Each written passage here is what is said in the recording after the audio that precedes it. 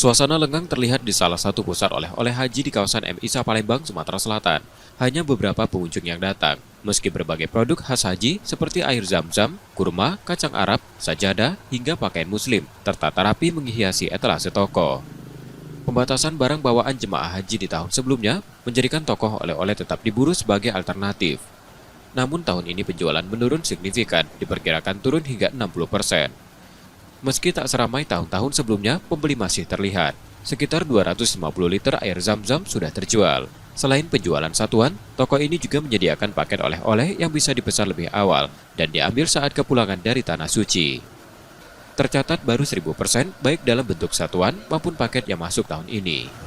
Sedikit menurun malah daripada di tahun-tahun sebelumnya. Kalau di tahun-tahun sebelumnya itu malah lumayan ramai, cuman di tahun ini penjualannya menurun lebih sepi, 60%. Bisa mencapai 60% penurunannya. Iya. Buat jamaah-jamaah hajinya itu dibatasin, buat bawanya itu dibatasin. Jadi biasanya mereka perlu buat tambahan, tapi di tahun ini cukup menurun sih.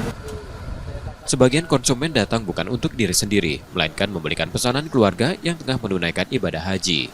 Oleh haji mas buat buat keluarga yang lagi hajinya. Ya ini biasanya kalau nyari oleh haji biasanya ke toko ini mas.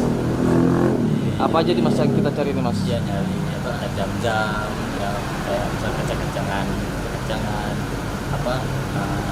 baju-baju oleh haji. Pokoknya yang haji kan lengkap di sini mas. Jadi kan soalnya kan nggak bisa bawa banyak kan dari sana kan. Jadi kita tetap belinya di Palembang. Harga air zam-zam bervariasi, mulai dari Rp100.000 untuk ukuran 1 liter hingga Rp450.000 untuk 5 liter. Sementara paket oleh-oleh dibanderol antara Rp15.000 hingga Rp35.000, tergantung isi dan pilihan konsumen. Muhammad Reza Pahlevi, Kompas TV, Palembang, Sumatera Selatan.